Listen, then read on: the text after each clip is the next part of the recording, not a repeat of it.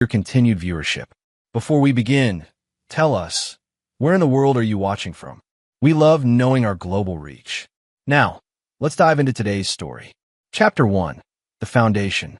Ryan Mitchell had built his life like he built everything else, methodically, with precision and an unforgiving attention to detail. At 42, he owned Mitchell Construction, a company that had grown from a one-man operation into the most sought-after luxury home builder in Millbrook County. His hands, scarred from years of manual labor before success found him, now signed contracts worth millions.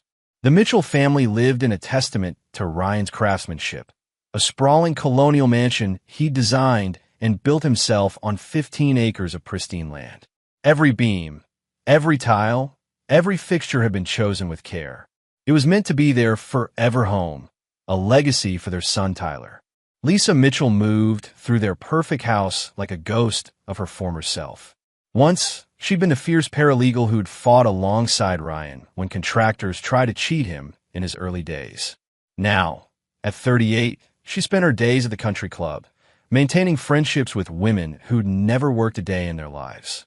The transition from struggle to success had changed her, though Ryan had been too busy building their empire to notice when exactly she'd stopped being his partner and started being just another beautiful accessory in their perfect life.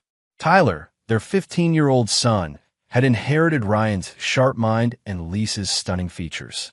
He excelled in school, played varsity soccer, and had never given his parents a moment's trouble.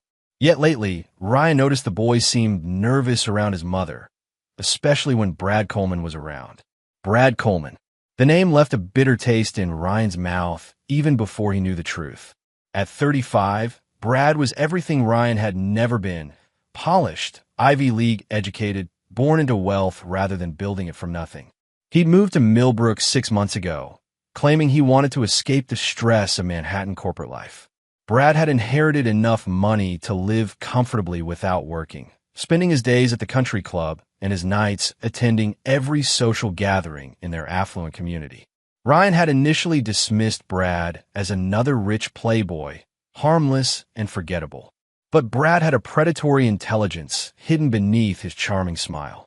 He identified Lisa's loneliness, her resentment at being sidelined from Ryan's business success, her nostalgic yearning for excitement. Brad didn't just seduce Lisa. He studied her, manipulated her, made her believe that Ryan's dedication to their family security was actually neglect. The signs had been there for months. Lisa's new workout schedule that conveniently coincided with Brad's gym hours. Her sudden interest in wine tastings and art gallery openings, events Brad frequented. The way she'd light up when Brad's name was mentioned, then quickly mask her enthusiasm. Her phone, which had once been casually left around the house, now permanently attached to her hand. But Ryan had been focused on the biggest contract of his career, designing and building an exclusive resort community. The project would cement his company's reputation and secure Tyler's college fund, but it demanded 16-hour days and constant travel for site inspections. What Ryan didn't know was that Lisa and Brad's affair had escalated beyond secret meetings. They'd begun discussing their future together, and Tyler had become an obstacle in their twisted romance. The boy had started asking uncomfortable questions, noticing Brad's frequent presence when Ryan was away. Lisa, consumed by her passion and Brad's manipulation, had begun to see her own son as a threat to her happiness. The evening everything changed started like any other. Ryan returned from a 3-day site visit to find the house unusually quiet. Lisa claimed Tyler was at soccer practice, but something felt off. Tyler's gear was still in the mudroom, and practice had been canceled due to rain, a fact Ryan discovered when he called the coach. When Tyler finally came home near midnight, limping and with a bruise darkening his jaw, Lisa's explanation was smooth and immediate. Tyler had been riding his bike and taken a spill. But Ryan knew his son, knew that Tyler was too careful and experienced a cyclist for such an accident. More telling was Tyler's behavior. He wouldn't meet his father's eyes and flinched when Lisa tried to touch his shoulder.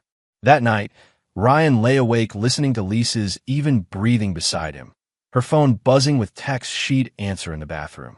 For the first time in months, he really looked at his wife, noticing details he'd missed in his exhaustion. The new jewelry she claimed was a gift from her sister. The expensive perfume that wasn't the scent he'd bought her for their anniversary. The way she'd started working out obsessively, transforming her body with an intensity that suggested she was performing for someone. Ryan had built his success on his ability to see problems before they became disasters, to anticipate structural weaknesses and reinforce them. As he stared at the ceiling that night, he realized his marriage had developed cracks he'd been too busy to notice, and now those cracks were threatening to bring down everything he'd built. He'd always lived by a simple code. Loyalty earned loyalty, and betrayal earned consequences. In business, contractors who tried to cheat him found themselves blacklisted throughout the industry. Suppliers who delivered substandard materials never received another contract. Ryan didn't believe in second chances when trust was broken. It was a weakness that invited further exploitation.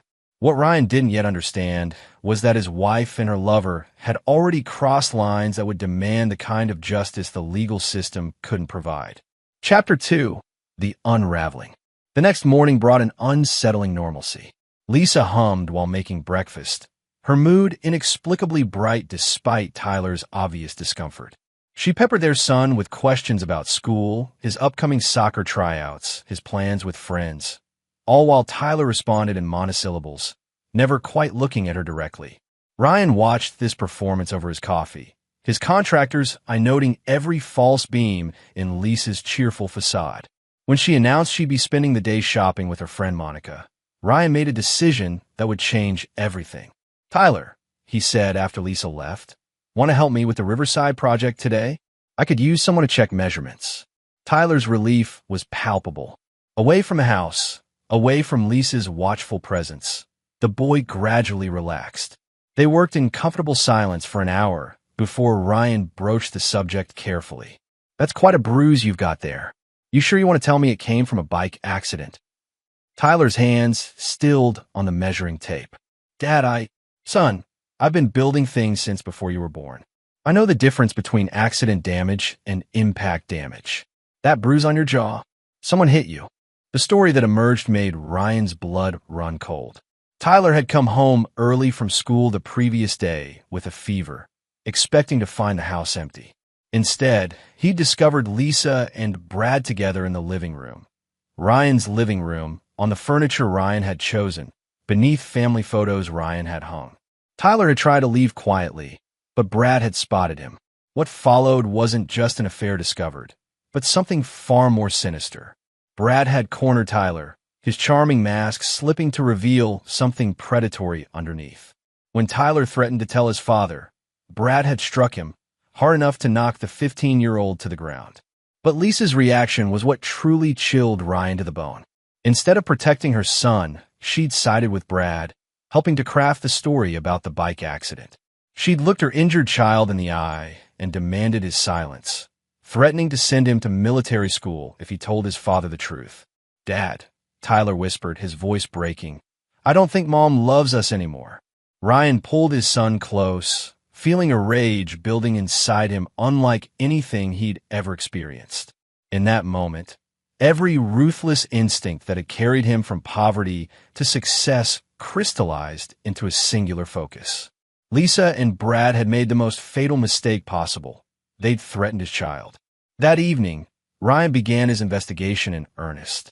He hired Derek Torres, a private investigator he'd used for background checks on major clients.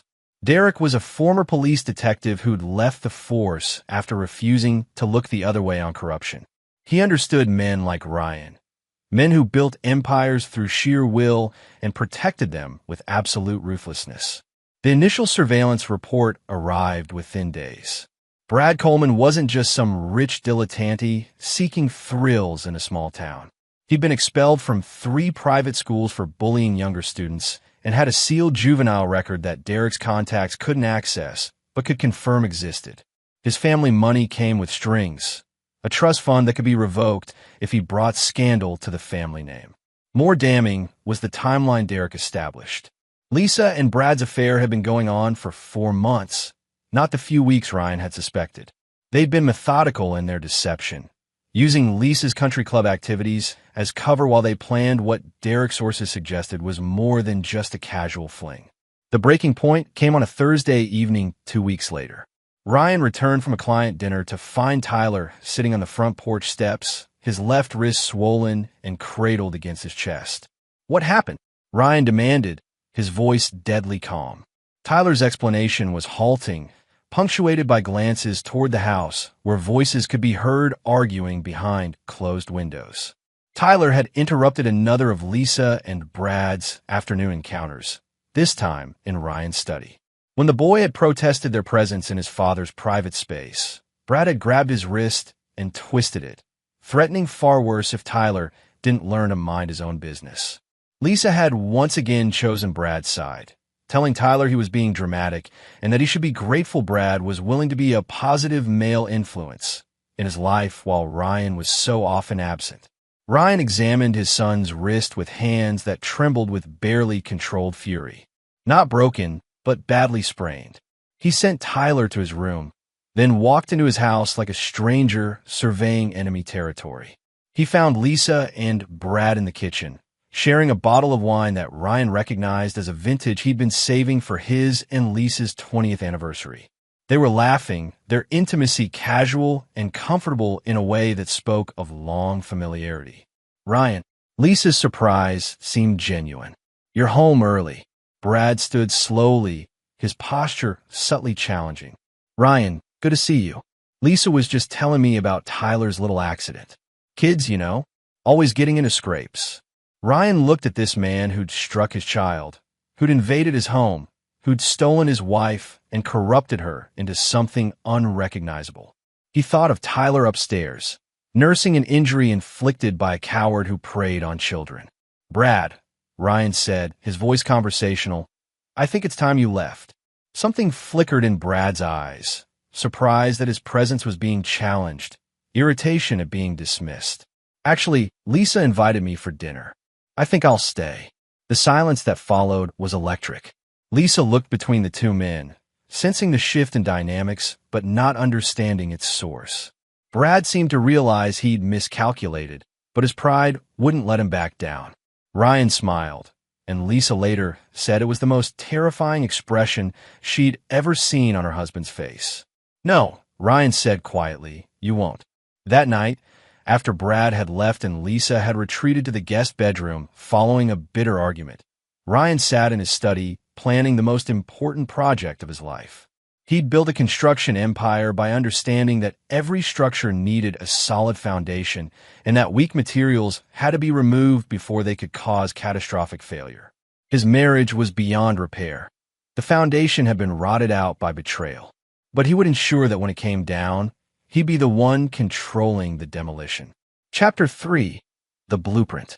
The emergency room call came 3 weeks later, exactly as Ryan had anticipated. Lisa's voice was shrill with panic, claiming Tyler had been hurt in an accident at home. But Ryan knew better.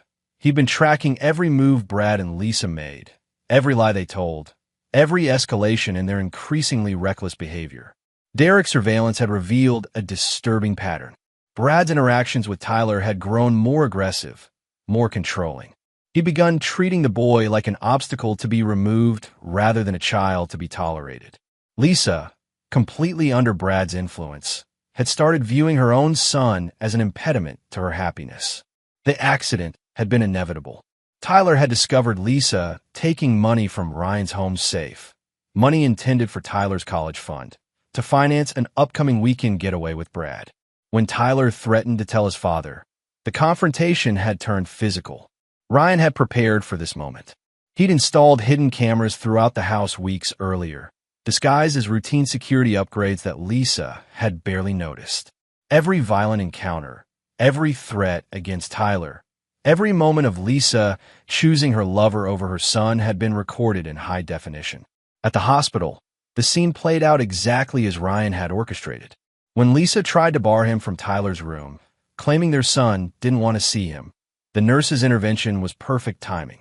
Tyler's desperate plea for his father, his whispered revelation about Lisa and Brad's abuse, and Ryan's call to the police were all witnessed by hospital staff who would later testify to the family's dynamics.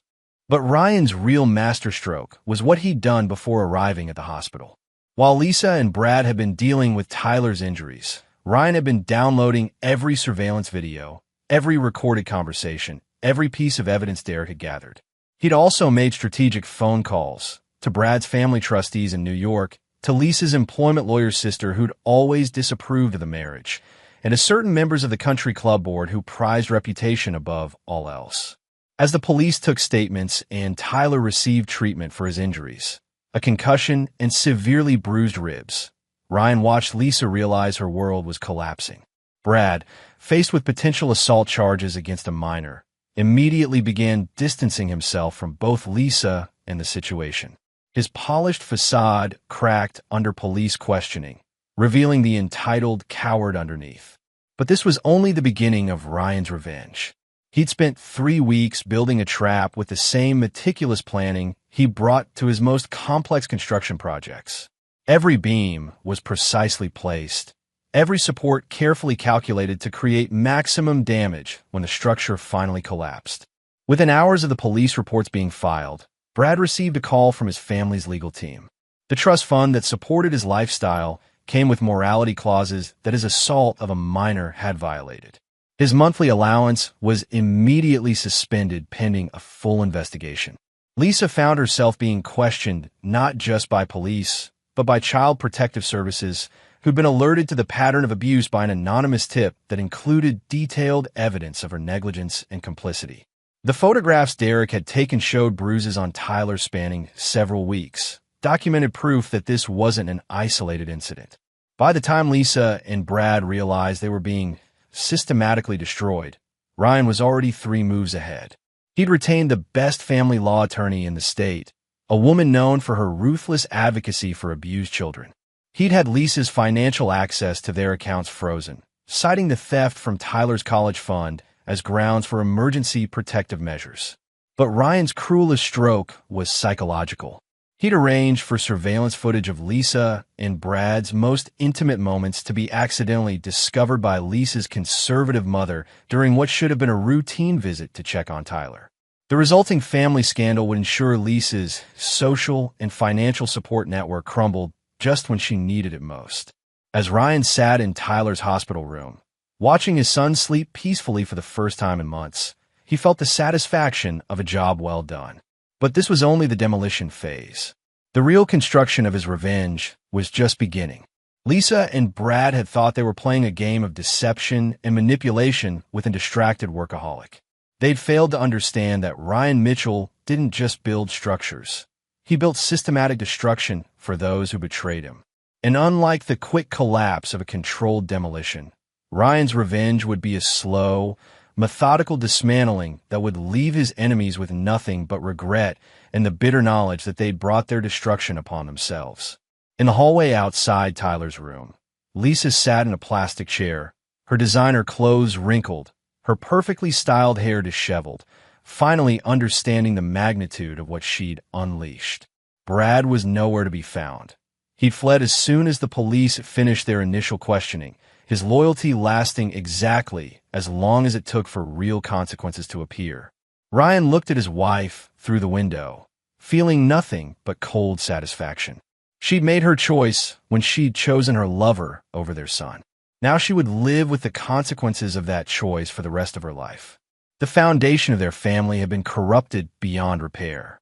But from its ruins, Ryan would build something stronger. A life where Tyler never had to fear the people who should have protected him, where loyalty was rewarded and betrayal was punished without mercy.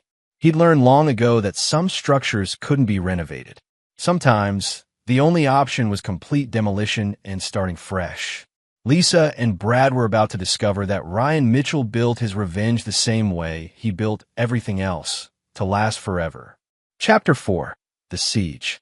The week following Tyler's hospitalization became a masterclass in systematic destruction. Ryan had returned to work with the focused intensity his employees recognized as his war mode, the same energy he brought to impossible deadlines and hostile takeovers. But this time, his target wasn't a construction project or business rival. This time, He was dismantling 2 lives with the precision of a surgeon and the ruthlessness of an executioner. Brad Coleman discovered the first phase of his destruction when he arrived at the Millbrook Country Club for his usual morning workout. The desk attendant, a young woman who'd always greeted him with flirtatious smiles, now refused to meet his eyes as she informed him his membership had been suspended pending review of recent legal complications. The board had acted swiftly once Ryan's carefully orchestrated whisper campaign reached the right ears. Country club memberships in Millbrook weren't just about golf and tennis. They were about reputation, social standing, and the kind of network connections that kept wealthy families wealthy. Brad's assault of a 15-year-old boy, combined with his affair with a married member's wife, had violated every unwritten rule of their insular community. But losing his social anchor was nothing compared to what awaited Brad at his rented estate. Ryan had discovered that Brad's lease was month to month, and his landlord, a wealthy widow named Eleanor Hartwell, was a close friend of Tyler's grandmother. A single conversation with Mrs. Hartwell, including selected surveillance photos of Brad and Lisa's activities in her pristine guest house, had resulted in an immediate eviction notice. Brad's trust fund lawyers called that afternoon with devastating news. The morality clauses in his inheritance weren't just about criminal charges. They extended to any behavior that brought public shame to the Coleman family name. With local media beginning to pick up the story of the construction magnate's son being assaulted by his mother's lover, Brad's monthly allowance was permanently terminated.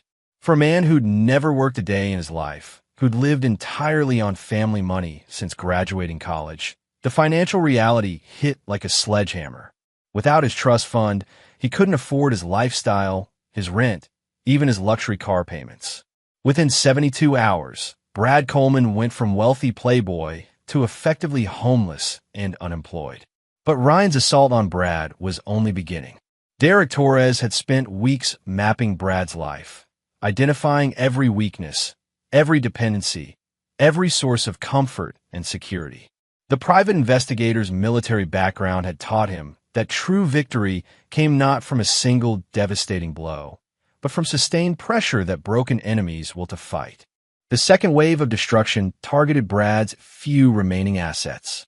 His luxury SUV, it turned out, was leased through a company that prioritized clients with sterling moral character.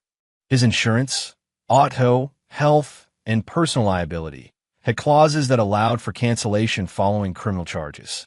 His credit cards, all backed by his now-frozen trust fund, were systematically canceled. Ryan had even arranged for Brad's gym membership, his only remaining social outlet, to be revoked. The gym owner owed Ryan's construction company a favor. Mitchell Construction had built the facility at cost after the owner's previous contractor had gone bankrupt mid-project. When Ryan explained that Brad had assaulted his son, the membership cancellation was immediate and permanent. Meanwhile, Lisa faced her own systematic destruction. Ryan's lawyers had moved with frightening efficiency, freezing all joint accounts and credit cards pending the outcome of Tyler's Protective Services investigation. Lisa discovered she couldn't access the money she'd grown accustomed to spending freely, couldn't charge her shopping expeditions or spa treatments, couldn't even pay for gas without Ryan's explicit approval. The social isolation was even more devastating. Lisa's carefully cultivated friendships were built on status and mutual benefit, relationships that evaporated the moment her position became uncertain. Women who'd gossiped with her over tennis lunches now avoided her calls. Charity organizations quietly removed her from their boards. Even her weekly hair appointment was canceled when her credit card was declined, and the salon owner, another of Ryan's grateful clients, refused to extend credit. But Ryan's cruelest innovation was denying Lisa access to Tyler. The boy was staying with Ryan's sister Rebecca while recovering from his injuries, and Child Protective Services had granted Ryan temporary sole custody pending their investigation. Lisa could see her son only during supervised visits, and only if Tyler agreed to the meeting. Tyler, finally free from his mother's manipulative influence, had found his voice.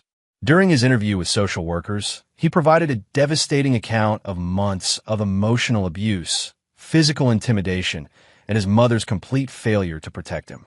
The boy's testimony, combined with Ryan's surveillance evidence, painted a picture of systematic child endangerment that made Lisa's supervised visits increasingly uncomfortable for everyone involved.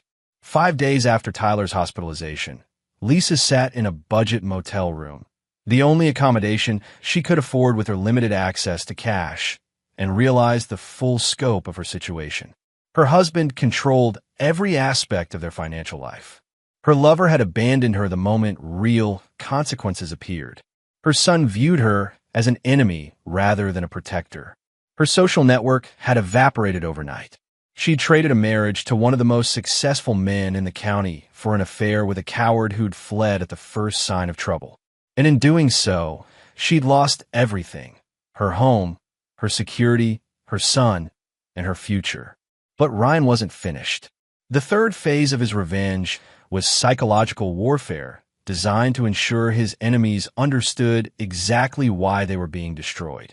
Brad received daily reminders of his fall from grace, photos of his belongings being removed from the estate, notices of services being canceled, updates on legal proceedings.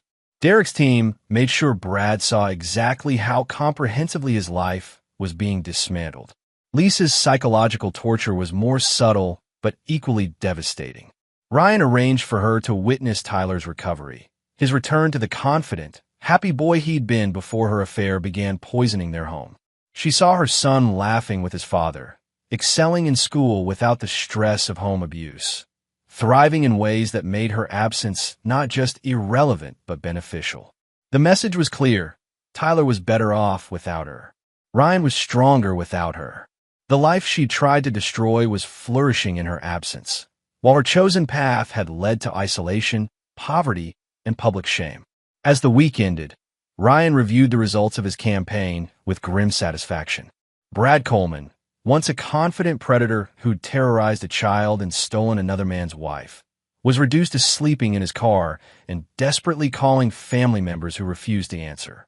Lisa Mitchell, who'd chosen passion over responsibility and adultery over motherhood, was learning that choices had consequences that couldn't be charmed or manipulated away. But this was still only the siege phase of Ryan's war. The real battle was about to begin, and it would be fought not just for Tyler's custody and Ryan's property, but for the complete and permanent destruction of the people who dared to threaten his family. Ryan had always believed that mercy was a luxury he couldn't afford in business. In war, it was a weakness that could prove fatal. Lisa and Brad were about to discover that the man they'd underestimated wasn't just wealthy and successful.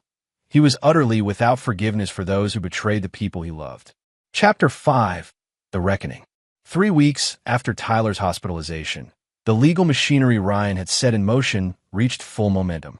His family law attorney, Caroline Fisher, was a woman who'd built her reputation destroying abusive spouses and protecting children. She approached Lisa's case like a prosecutor seeking a death penalty conviction, methodical, relentless, and utterly without mercy. The surveillance evidence Derek had gathered created an overwhelming narrative of child endangerment and spousal betrayal. But Caroline's genius lay in how she'd arranged the evidence presentation. Rather than simply dumping everything at once, she'd structured the revelation to maximize psychological impact on both Lisa and her rapidly deteriorating legal team. Lisa's attorney, a family friend who'd agreed to represent her as a favor, withdrew from the case after the second evidence presentation. The man simply couldn't defend the indefensible, especially when Caroline began introducing audio recordings of Lisa explicitly choosing Brad's comfort over Tyler's safety. The recordings, captured by Ryan's hidden cameras, included Lisa telling Tyler to stop being dramatic after Brad had physically intimidated him, and her promise to send Tyler to military school if he caused problems for her relationship. By the 4th week, Lisa was representing herself, a disastrous decision that Ryan had anticipated and encouraged. Her emotional instability in court, combined with her obvious inability to understand legal procedure, made her appear exactly as Caroline intended: an unfit mother whose poor judgment extended far beyond her marital infidelity. But Ryan's masterstroke was introducing evidence of financial theft that even Lisa's supporters couldn't defend. The surveillance footage clearly showed Lisa taking money from Tyler's college fund, money specifically designated for their son's education, to finance romantic getaways with Brad. The theft wasn't just morally reprehensible. It demonstrated a pattern of putting her affair above her child's future. Brad's situation had deteriorated even further. With no money, no home, and no social connections, he'd been forced to take a job at a budget motel, the same chain where Lisa was staying. The cosmic justice of this arrangement wasn't lost on anyone involved. The man who'd once claimed he was helping Lisa see what she deserved was now cleaning toilets and changing sheets to afford basic survival. Derek's continued surveillance revealed that Brad and Lisa's relationship was fracturing under pressure. Without the excitement of secrecy and the comfort of Ryan's unwitting financial support, their passion had curdled into mutual resentment. Brad blamed Lisa for the legal complications that had destroyed his life. Lisa blamed Brad for encouraging her betrayal of Tyler, conveniently forgetting her own enthusiastic participation. Their arguments, captured on audio recording, revealed the shallow, selfish nature of their connection. Brad called Lisa a stupid housewife who threw away everything for nothing. Lisa accused Brad of ruining her life and being a coward who runs when things get real. Neither showed any genuine remorse for the damage they'd inflicted on Tyler, only self-pity for the consequences they were facing. Ryan watched these recordings with cold satisfaction, but his focus remained on Tyler's recovery. The boy had thrived during his time away from Lisa's toxic influence. His grades improved dramatically. His confidence returned. Most importantly, he'd stopped flinching at unexpected sounds and looking over his shoulder for threats. During a father-son fishing trip, their first in months without the underlying tension of home conflict, Tyler finally opened up about the full extent of his mother's betrayal. "Dad," Tyler said, his voice steady despite the weight of his words. "She stopped being my mom a long time ago, even before Brad. She just checked out. Like I was an inconvenience she was stuck with." Ryan felt his chest tighten with rage, but he kept his voice calm. "That's not your fault, son. Adults are responsible for their own choices." "I know, and I don't want her back." "Is that terrible?" The question broke Ryan's heart and hardened his resolve simultaneously. A 15-year-old boy shouldn't have to choose between his parents, but Lisa had forced that choice through her own actions. Tyler's decision to reject his mother wasn't born from manipulation or anger. It was a rational response to months of emotional abuse and physical endangerment.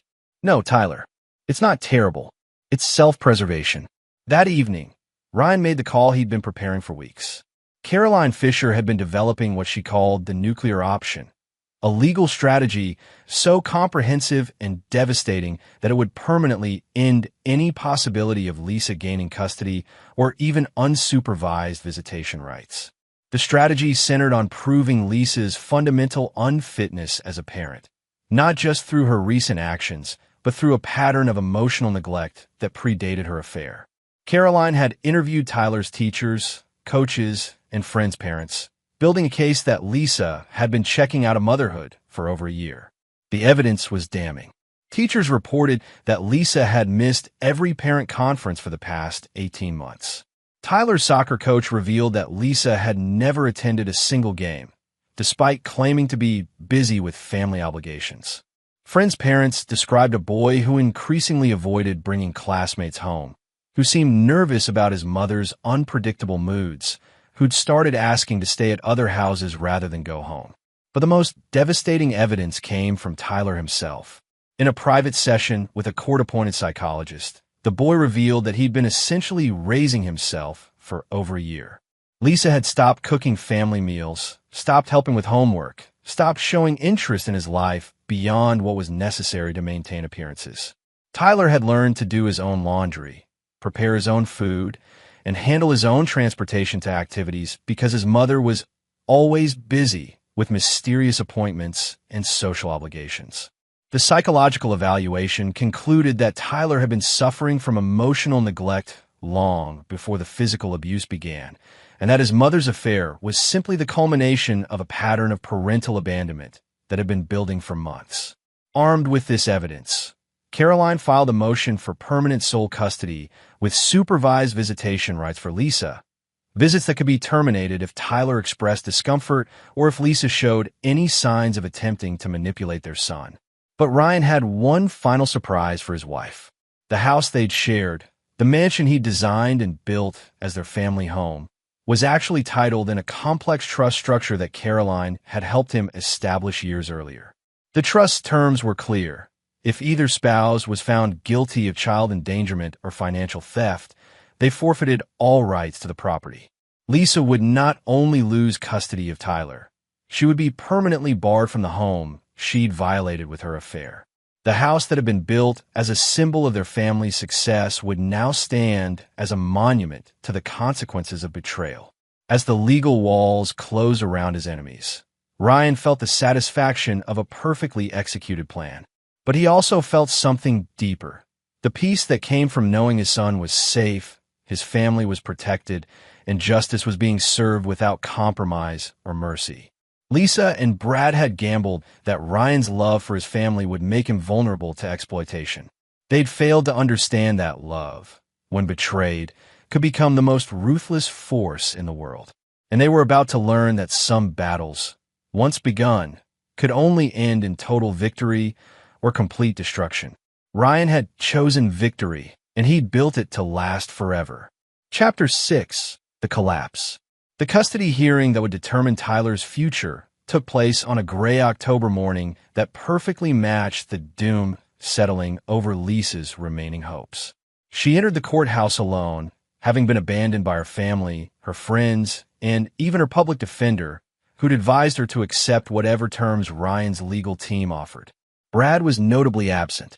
3 days earlier, he'd left Millbrook entirely, fleeing to parts unknown after Derek Torres had arranged for his former trust fund managers to inform local creditors about his precarious financial situation. Faced with mounting debts and the possibility of criminal charges related to Tyler's assault, Brad had chosen cowardice over accountability, a final betrayal that left Lisa completely isolated. Ryan sat with Caroline Fisher and Tyler, presenting a united front that spoke of family bonds forged stronger by adversity. Tyler, now 16 and more mature than his years, had chosen to attend the hearing despite having the option to wait elsewhere. He wanted to face his mother directly, to let her see exactly what her choices had cost their family. Judge Patricia Hendricks had reviewed the case file with growing disgust. A veteran of family court who'd seen every form of parental failure imaginable, she was particularly offended by cases where children were endangered not through poverty or desperation, but through selfishness and poor judgment by parents who had every advantage. The evidence presentation was devastating in its comprehensiveness. Caroline systematically destroyed any notion that Lisa was fit for motherhood, beginning with financial records showing the theft from Tyler's college fund, and escalating through months of documented neglect, and culminating in her complicity in Brad's physical abuse of their son. But the most damning evidence was Lisa's own voice, captured on Ryan's surveillance system, as she prioritized Brad's comfort over Tyler's safety again and again. The recordings played in the silent courtroom revealed a woman who not only failed to protect her child, but had actively chosen his abuser over him repeatedly. When given the opportunity to defend herself, Lisa's performance was catastrophic. Her attempts to minimize Tyler's injuries fell flat when medical records were introduced. Her claims that she'd been manipulated by Brad crumbled when recordings of her enthusiastic participation in planning Tyler's punishment were played. Her tearful pleas for another chance were undermined by Tyler's own testimony about her pattern of neglect and abandonment. Tyler's appearance before the judge was the hearing's pivotal moment. The boy spoke with quiet dignity about his mother's transformation from protector to threat, about the fear that had become his constant companion, about his relief at finally being safe in his father's custody. "Your Honor," Tyler said, his voice steady despite the emotional weight of his words, "I don't want my mother to have custody or even unsupervised visits. She stopped being my mom when she chose someone who hurt me over protecting me. I don't trust her anymore, and I don't think I ever will." The judge's ruling was swift and comprehensive. Ryan was awarded permanent sole custody with no possibility of revision until Tyler reached majority. Lisa's visitation rights were limited to 2 hours per month, supervised by a court-appointed monitor, and only if Tyler agreed to the visits. The judge also imposed a restraining order prohibiting Lisa from coming within 500 feet of Tyler's school, activities, or friends' homes. But Judge Hendricks saved her harshest words for last. "Mrs. Mitchell, you have failed in the most fundamental responsibility of parenthood, protecting your child from harm. Your choices have demonstrated a complete lack of judgment, morality, and maternal instinct. This court finds you unfit for parenthood and hopes that your son can overcome the trauma you've inflicted upon him." The gavel's final bang echoed through the courtroom like a gunshot, officially ending the family that Lisa had destroyed through her selfishness and betrayal. Outside the courthouse, Lisa made one final attempt to reach her son. Ignoring the restraining order that wouldn't officially take effect for 24 hours, she approached Tyler as he walked with Ryan toward their car. "Tyler, please," she begged, grabbing his arm with desperate fingers. "I'm still your mother. I love you. I made mistakes, but—" Tyler pulled away from her touch, his expression cold with the kind of finality that comes from too much pain and disappointment. "No," he said simply. "You stopped being my mother when you chose him over me. You're nothing to me now." The words hit Lisa like physical blows, driving her to her knees on the courthouse steps as Tyler walked away without looking back. Ryan paused for a moment, looking down at the woman who'd once been his wife, who'd once been the mother of his child, who'd once been the center of his world. "You did this to yourself," he said quietly, his voice devoid of any emotion beyond cold statement of fact. "You chose Brad over Tyler. You chose an affair over your family. You chose betrayal over loyalty. These are the consequences of those choices." Lisa looked up at him with tear-streaked makeup and desperate eyes. "Ryan, please. I know I made mistakes, but—" "Mistakes?" Ryan's voice carried a hint of the rage that burned beneath his controlled exterior. "You didn't make mistakes, Lisa. You made choices. You chose to steal from your son's college fund. You chose to endanger his safety. You chose to protect the man who assaulted him. Every single decision was a conscious choice to put your selfish desires above your child's welfare." He knelt down beside her, his voice dropping to a whisper that only she could hear. "You want to know the real tragedy? Tyler's better off without you. He's happier, healthier, and safer because you're not in his life. That's your legacy. Being a burden your own son is relieved to be rid of." Ryan stood and walked away, leaving Lisa collapsed on the courthouse steps, finally understanding the full magnitude of what she'd lost. She'd gambled their family's future on an affair with a coward who'd abandoned her at the first sign of trouble. She'd chosen momentary passion over permanent love, and the price had been everything that truly mattered. That evening, Ryan and Tyler ate dinner in their home. Truly their home now, with no shadow of betrayal hanging over their table.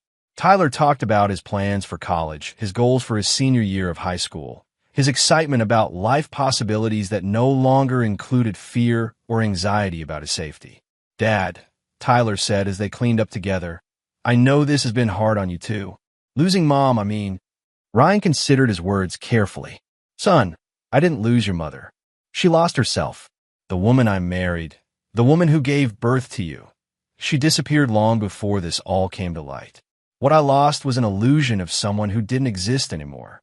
Tyler nodded with understanding beyond his years. "I think I lost her even earlier than you did. Maybe that's why this doesn't hurt as much as it should." That night, Ryan stood in his study, looking out at the property he'd built to be their family's legacy.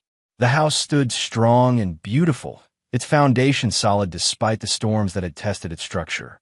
Like the home he designed and constructed, his relationship with Tyler had been built to withstand any assault. Lisa and Brad had believed they could destroy what Ryan had built through deception and manipulation. They'd failed to understand that true strength came not from perfection, but from the ability to cut away corrupted elements before they could cause systemic failure. Ryan had built his revenge the same way he built everything else, methodically, completely, and designed to last forever. His enemies were destroyed, his son was safe, and his future was secure. The foundation of their new life was solid, and nothing would ever threaten it again. The war was over, and Ryan Mitchell had achieved total victory. Chapter 7: Phoenix Rising. 6 months after the courthouse steps confrontation, Ryan and Tyler had settled into a rhythm of life that felt more like partnership than traditional father-son relationship. Tyler, now 17 and accelerated in his studies, was already receiving scholarship offers from prestigious universities. The trauma of his mother's betrayal had transformed into strength and independence that impressed everyone who knew him. Ryan's business had expanded beyond his wildest projections. Word of his character during the custody battle, his protection of Tyler, and his principled handling of Lisa's betrayal had earned him respect throughout their community and beyond. Mitchell Construction was now handling projects in 3 states, with a waiting list of clients who specifically requested Ryan's personal involvement. But success brought its own challenges. Lisa, reduced to working minimum wage jobs and living in subsidized housing, had begun a campaign of harassment that tested the boundaries of her restraining order. She would appear at the edges of Tyler's school events, always just far enough away to avoid arrest, but close enough to make her presence known. She sent letters to Tyler's friends' parents, pleading for their intervention in reuniting her with her son. She even attempted to contact college recruiters, spinning elaborate lies about being wrongfully denied access to her child. Derek Torres, who'd remained on retainer as a security consultant, documented each violation and near violation with methodical precision. But Ryan began to realize that restraining orders and legal boundaries meant nothing to someone who'd lost everything and had nothing left to lose. The situation escalated when Lisa appeared at Tyler's regional soccer championship, somehow obtaining credentials as a freelance photographer. She positioned herself on the sidelines, camera in hand, clicking away as Tyler played the game of his life. When security tried to remove her, she claimed First Amendment protections and threatened to sue for discrimination. Tyler, focused on the match, didn't notice his mother's presence until halftime. When he spotted her across the field, his concentration shattered. The confident young man who'd faced down courtrooms and custody hearings suddenly looked like the frightened 15-year-old who'd whispered his fears to his father in a hospital room. Ryan watched his son's performance suffer in the second half, saw the anxiety return to Tyler's movements, witnessed the psychological damage that Lisa's mere presence could inflict. That night, Tyler had his first nightmare in months, waking up screaming about being chased by someone he couldn't escape. "She's never going to stop, is she?" Tyler asked over breakfast, his eyes hollow with exhaustion and renewed fear. "She's going to follow me to college, show up at my job, try to ruin everything good in my life because she can't accept that I don't want her there." Ryan looked at his son, brilliant, talented, traumatized Tyler who deserved a future free from the shadow of his mother's obsession, and made a decision that would define the final chapter of his revenge. "No, son. She's going to stop. Permanently." Derek's investigation into Lisa's current circumstances revealed a woman spiraling toward complete breakdown. She'd been fired from 3 jobs for erratic behavior and constant phone calls to lawyers about getting her son back. She'd been evicted twice for disturbing neighbors with her sobbing and shouting. She'd even been arrested for a minor theft at a drugstore, though charges were dropped when security cameras showed her mental state clearly warranted mental health intervention rather than prosecution. But most telling was what Derek discovered about her obsession with Tyler. Lisa's subsidized apartment was wallpapered with photographs of her son, images printed from his social media accounts, pictures taken from her surveillance of his activities, even photos stolen from the homes of his friends' families. She'd created a shrine to the child who'd rejected her, complete with birthday presents never given and letters never sent. The psychological evaluation Derek commissioned through a private clinic painted a picture of someone who'd completely lost touch with reality. Lisa wasn't just grieving the loss of her family. She constructed an elaborate fantasy where Tyler was being poisoned against her by Ryan's manipulation, where their reunion was inevitable once she proved her love, where she was the victim of a vast conspiracy rather than the architect of her own destruction. "She's dangerous," Derek reported during a late-night meeting at Ryan's house. "Not necessarily violent, but completely irrational. She's convinced herself that Tyler secretly wants her back, that he's being held against his will. Every restraining order violation, every boundary she crosses, she justifies as fighting for her son. She's going to escalate until someone gets hurt. Ryan had built his success on his ability to see problems 3 moves ahead and solve them before they became disasters. Lisa's deteriorating mental state and escalating obsession represented a threat to Tyler's safety and future that couldn't be managed through legal means alone. The solution, when it came to him, was elegant in its simplicity and devastating in its implications. Lisa's obsession with Tyler was the last foundation holding up her crumbling psyche. Remove that foundation, and the entire structure would collapse, completely, permanently, and irreversibly. Ryan's plan began with a carefully orchestrated revelation designed to shatter Lisa's remaining grip on reality. He discovered that Lisa had been telling everyone, social workers, employers, neighbors, that Tyler was being brainwashed against her, that her son still loved her but was too afraid of Ryan's influence to express it. Derek arranged for Lisa to receive a package containing Tyler's private journal, a journal Ryan had encouraged his son to keep as part of his therapy process. The entries, spanning several months, documented Tyler's genuine feelings about his mother in his own handwriting, in his own words, without any possibility of outside influence. The journal revealed a young man who didn't miss his mother, who felt relief at her absence, who worried that her attempts to contact him were evidence of mental instability that might threaten his safety. Tyler wrote about his plans for college as an escape from her surveillance, about his decision to change his name legally when he turned 18, about his hope that she would find some way to move on with her life that doesn't involve me. Most devastatingly, Tyler had written about the difference between loving someone and being obligated to someone. I feel sorry for her. One entry read, "The way I'd feel sorry for any stranger who'd lost everything through their own bad choices. But I don't love her anymore."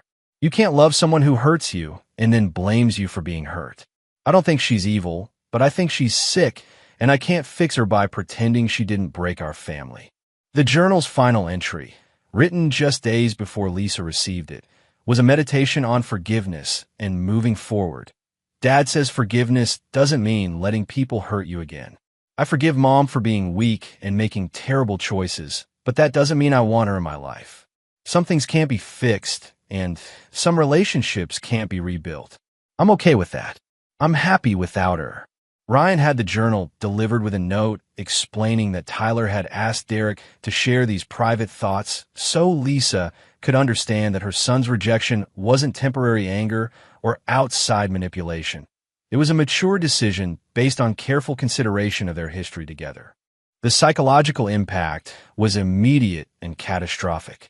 Lisa's carefully constructed fantasy that Tyler secretly wanted her back crumbled in the face of his genuine, unmanipulated feelings. The realization that her son didn't miss her, didn't love her, and didn't want her in his life sent her into a complete psychological breakdown. She was found 3 days later by her landlord, sitting in her apartment surrounded by torn photographs and burned letters, completely catatonic.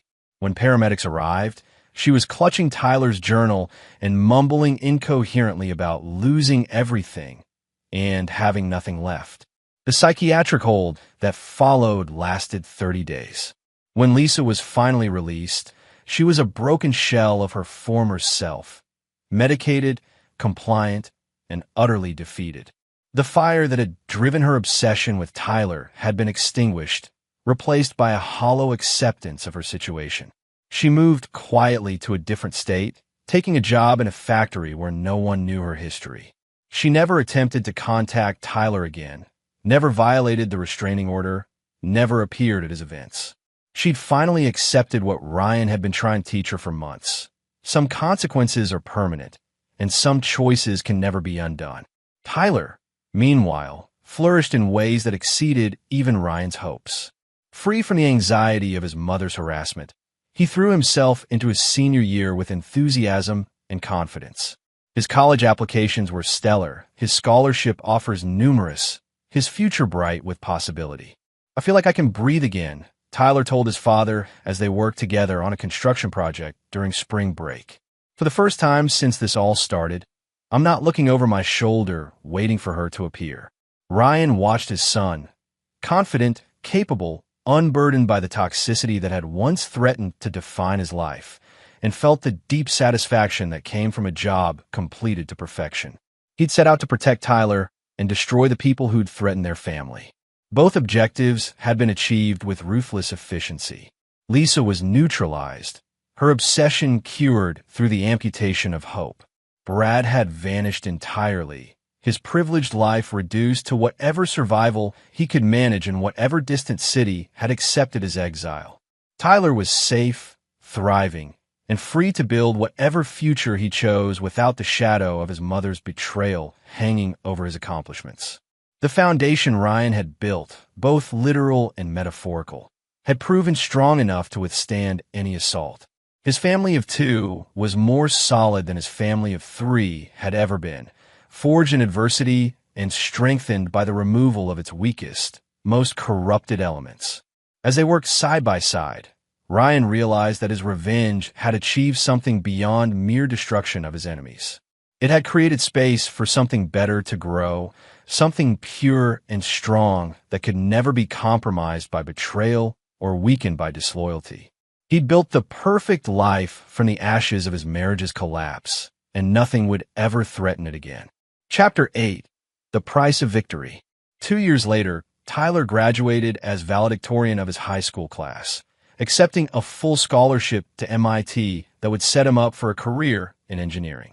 The graduation ceremony was a triumph that Ryan savored not just as a proud father, but as the architect of a victory that had required sacrifice, precision, and uncompromising commitment to justice.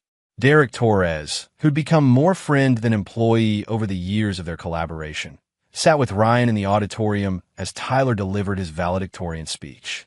The young man spoke about overcoming adversity, about the importance of loyalty and character, about building foundations strong enough to support any dream. He never mentioned his mother by name, but everyone who knew their story understood the subtext of his words. "You did it," Derek murmured as Tyler received his diploma to thunderous applause. "That kid is going to conquer the world."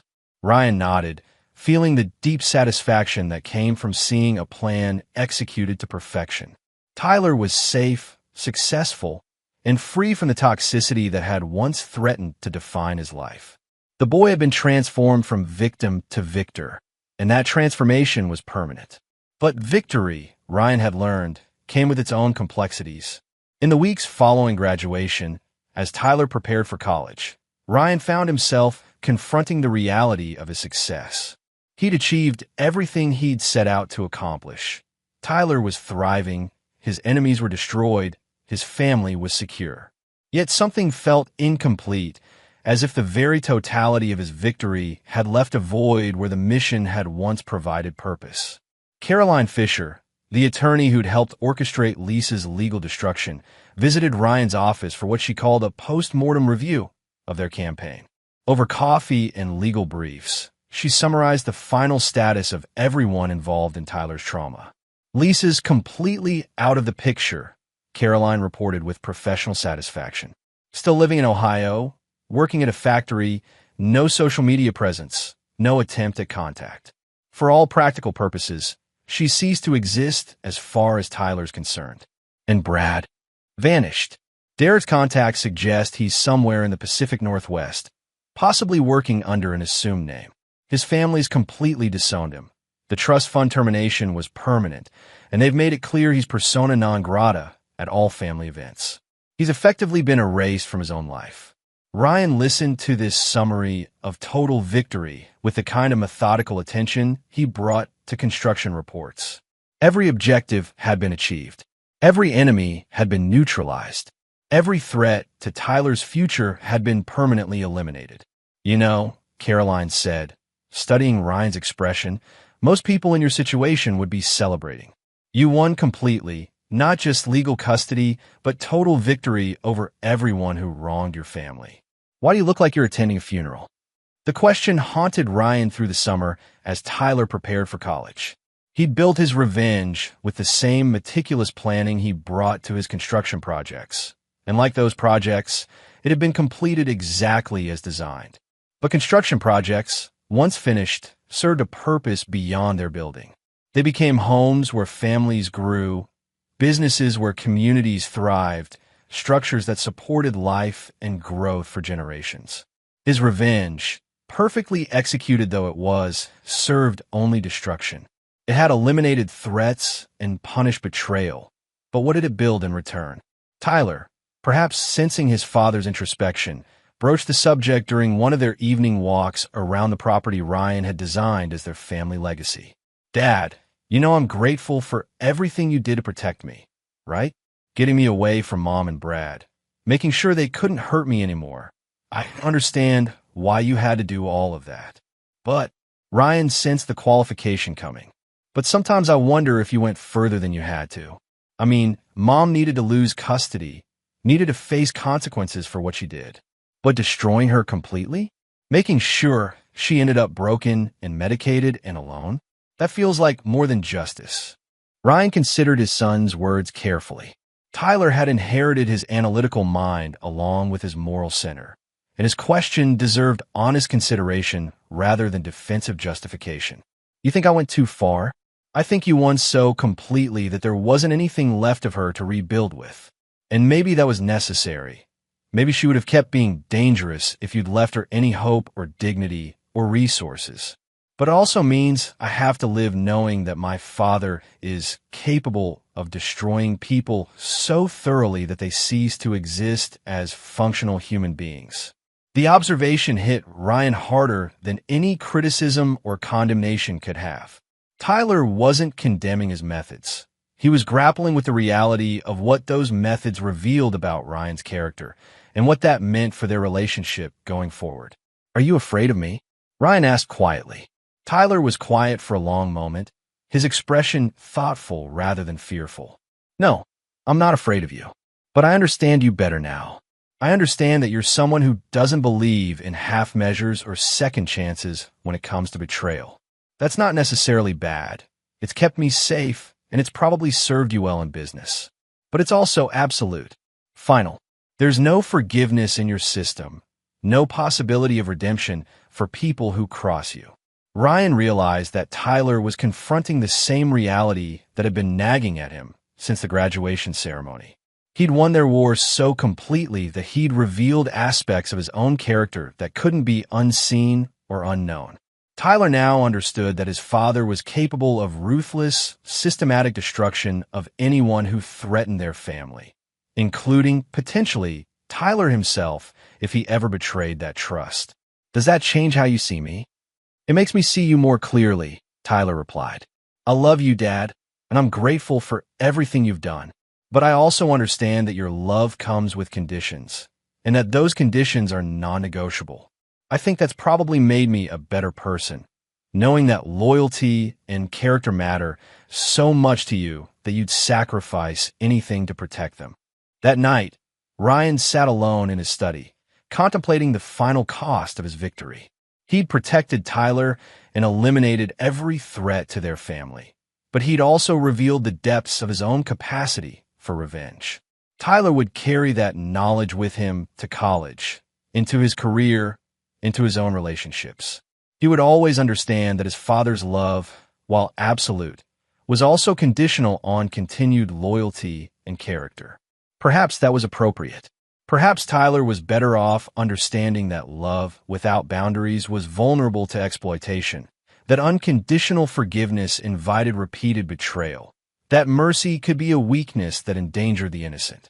Ryan had built his life and his family on the principle that loyalty earned loyalty and betrayal earned destruction. He'd applied that principle with scientific precision to eliminate Lisa and Brad, and the results spoke for themselves. Tyler was safe, successful, and free to build whatever future he chose.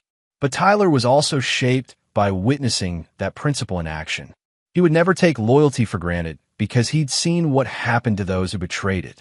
He would never assume forgiveness was automatic because he'd witnessed the permanent consequences of lost trust. The boy going to MIT in the fall was not the same child who'd whispered his fears in a hospital room 2 years earlier. Tyler had been forged in the fire of his family's destruction and his father's revenge, emerging stronger but also harder, more protective of himself, more aware of the potential for human betrayal. Ryan wondered if that was victory or tragedy, protection or damage. Perhaps it was both. The necessary cost of ensuring Tyler's survival in a world where predators like Brad existed, and where even mothers could choose selfishness over their children's safety. As summer ended and Tyler prepared to leave for college, Ryan realized that his revenge had been more than just justice. It had been education. Tyler understood now that some people couldn't be trusted, that some betrayals couldn't be forgiven, that some threats had to be eliminated completely to ensure they never returned. Whether that understanding would serve Tyler well or haunt him remained to be seen. But Ryan had no regrets about the lessons he'd taught or the methods he'd used to teach them. In a world where loyalty was rare and betrayal was common, Tyler would be prepared for whatever challenges awaited him. The foundation Ryan had built would support his son for generations to come, strong enough to bear any weight and resistant to any assault. And Tyler, shaped by witnessing its construction, would know how to build foundations of his own that could never be compromised or corrupted. The victory was complete, the price was paid, and the future was secure. That was enough. Chapter 9, Legacy. 5 years after Tyler's high school graduation, Ryan stood in the MIT auditorium watching his son receive his master's degree in structural engineering. At 23, Tyler had already been recruited by 3 major firms and had patents pending on innovations that could revolutionize earthquake-resistant construction. The traumatized 15-year-old who'd whispered his fears in a hospital room had become a confident young man poised to change the world. Derek Torres, now officially retired but still Ryan's closest friend, sat beside him as they watched Tyler cross the stage. "That kid's going to build structures that'll stand for centuries," Derek observed with pride. "Just like his old man." Ryan nodded, feeling the deep satisfaction that came from seeing a project completed exactly as designed. But this project, Tyler's transformation from victim to victor, was more than just personal success. It was a legacy that would ripple through generations, a foundation so strong that it could support not just Tyler's future, but the futures of his children and grandchildren. After the ceremony, Tyler introduced Ryan to his girlfriend, Sarah Chun, a brilliant architecture student he'd been dating for 2 years. Ryan had met her before, but watching them together at graduation, he saw something that filled him with both pride and relief. Tyler had chosen a partner who shared his values of loyalty, integrity, and mutual respect. "Mr. Mitchell," Sarah said as they talked over dinner, "Tyler's told me about what happened with his mother. I just want you to know that I understand why you did what you had to do to protect him. Tyler's the most loyal, honest person I've ever met, and I think that's partly because he learned early what betrayal costs." Ryan studied this young woman who clearly loved his son and seemed to understand the complexities of their family history. "Tyler's lucky to have found someone who sees his character clearly." "We're both lucky," Sarah replied, her hand finding Tyler's across the table. "We've both learned not to take loyalty for granted." That evening, as they walked through Boston's historic streets, Tyler brought up a subject that had been years in the making. "Dad, I've been thinking about starting my own firm after I worked for someone else for a few years. Mitchell and Associates Engineering. I want to build on what you've created, but in my own field." Ryan felt a surge of pride, tempered by practical concerns. Engineering's different from construction. More regulated, more conservative. You'll be competing with firms that have been established for decades. "I know, but I've got advantages they don't. I understand construction from the ground up because you taught me. I understand that reputation is everything because I watch you build yours. And I understand that loyalty and character matter more than profit margins because you showed me what happens when people choose differently." Tyler paused, his expression growing serious.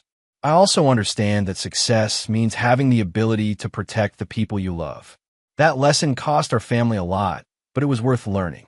Ryan realized that Tyler had absorbed not just the skills and knowledge he'd tried to impart, but the deeper principles that had guided Ryan's entire approach to life and business. The boy had learned that strength came from preparation, that security came from competence, and that the ability to protect family was the most important success of all. "There's something else," Tyler continued. "Sarah and I are engaged. We're planning a small wedding next spring, just family and close friends. I wanted to ask you to be my best man." The request hit Ryan with unexpected emotion. Tyler wasn't just asking him to stand up at his wedding. He was affirming that their relationship had survived the crucible of revenge and emerged stronger. Despite witnessing Ryan's capacity for ruthless destruction, Tyler still trusted him, still loved him, still wanted him as the central figure in his most important life moments. "I'd be honored," Ryan managed, his voice thick with emotion he rarely allowed himself to express. Over the following months, as wedding plans developed and Tyler began his career with a prestigious Boston firm, Ryan found himself reflecting on the full scope of what he'd accomplished. Lisa and Brad's destruction had been comprehensive and permanent. They'd ceased to exist as threats or even as meaningful presences in Tyler's life. But the positive construction that had emerged from their elimination was even more impressive. Tyler had developed into exactly the kind of man Ryan had hoped to raise: competent, principled, successful, and strong enough to protect his own family when the time came. Sarah was clearly a partner worthy of Tyler's character, someone who understood both his strengths and the experiences that had shaped them. The engineering firm Tyler worked for had already promoted him twice, recognizing not just his technical skills, but his leadership potential and absolute reliability. His colleagues spoke of him as someone they could trust completely, someone whose word was his bond, someone who would never compromise integrity for convenience. Caroline Fisher visited Ryan's office that winter to discuss the final dissolution of the trust funds that had been established during the custody battle. All legal matters related to Lisa and Tyler's relationship had been permanently settled, with no possibility of future complications. "You know," Caroline said as they wrapped up the paperwork, "I've handled a lot of custody cases over the years, but I've never seen one with such a complete resolution. Most divorced families spend decades dealing with ongoing conflicts, appeals, violations. Your situation was resolved so thoroughly that it's as if Lisa never existed as far as the legal system is concerned." Ryan considered this assessment. Sometimes complete solutions are the only lasting solutions. True, but they're also rare. Most people don't have the combination of resources, patience, and ruthlessness necessary to achieve what you achieved. Tyler's lucky his father was willing to go as far as necessary to protect him. As winter turned to spring and Tyler's wedding approached, Ryan realized that his legacy was secure in ways he'd never anticipated. He'd set out to protect his son and destroy his enemies, but he'd ended up creating something far more valuable: a new generation that understood the principles necessary for lasting success and security. Tyler's wedding was held at the family home Ryan had designed and built, the same house that had been violated by Lisa's affair and reclaimed through his revenge. Watching Tyler and Sarah exchange vows in the garden where Tyler had played as a child, Ryan felt the deep satisfaction that came from seeing a structure used for its intended purpose.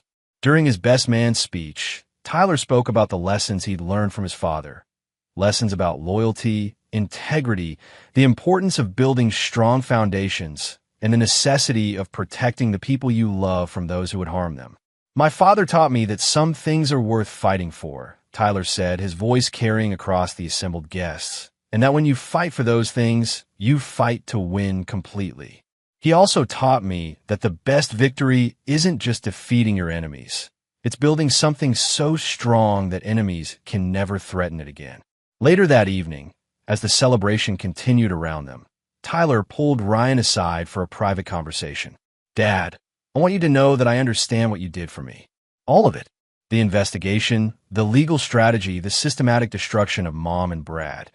I understand that you went to those lengths because you love me and because you understood they'd never stop being a threat otherwise." Ryan waited, sensing that Tyler had more to say. "I also want you to know that I hope I never have to do what you did. Not because it was wrong, it wasn't given the circumstances, but because it required you to become someone harder and more ruthless than you might have been otherwise. That's a price you paid to protect me, and I'll never forget that sacrifice." Tyler paused, his expression growing thoughtful. "But if anyone ever threatens Sarah or our children when we have them, I hope I have the strength to be as ruthless as you were. Because I understand now that mercy toward people who hurt your family isn't virtue. It's weakness that enables more harm." Ryan felt a profound sense of completion hearing these words. Tyler had learned the most important lesson of all, that protecting family required not just love, but the willingness to do whatever was necessary to ensure that protection was absolute and permanent. As the evening wound down and the newlyweds prepared to leave for their honeymoon, Ryan stood alone in his study, looking out at the property he'd built as a family legacy. The foundation he'd constructed, both literal and metaphorical, had proven strong enough to support Tyler's transformation from victim to victor, from traumatized child to confident man, ready to build his own family. Lisa and Brad were ghosts now, their destruction so complete that they existed only as cautionary tales in Tyler's memory. They learned too late that Ryan Mitchell didn't believe in half measures or second chances when it came to threats against his family. They discovered that mercy was a luxury he couldn't afford when his son's safety was at stake. But their destruction had created space for something beautiful to grow. Tyler's marriage to Sarah, his flourishing career, his plan for children who would carry Ryan's principles into the next generation. The victory was complete not just because his enemies were destroyed, but because their elimination had allowed goodness to flourish without the constant threat of corruption. As Ryan turned off the lights in his study and headed upstairs to bed, he felt the deep peace that came from a life's work completed to perfection. He'd built structures that would stand for generations, raised a son who understood the true meaning of strength and loyalty, and created a legacy that would protect his family long after he was gone. The foundation was strong, the construction was complete, and the future was secure. Tyler would carry forward the lessons he'd learned, building his own empire on principles that could never be compromised or corrupted. And if anyone ever threatened Tyler's family, they would discover that the capacity for absolute, ruthless protection had been passed down from father to son, a legacy of strength that would endure for generations to come. The story was finished. The victory was eternal, and justice had been served completely. That was enough. That was everything. And there you have it. Another story comes to an end. What did you think? I'd love to hear your thoughts in the comments below. If you enjoy this story, consider joining our community by subscribing. It means the world to us. For more stories like this one, check out the recommended videos on screen. And I'll see you there.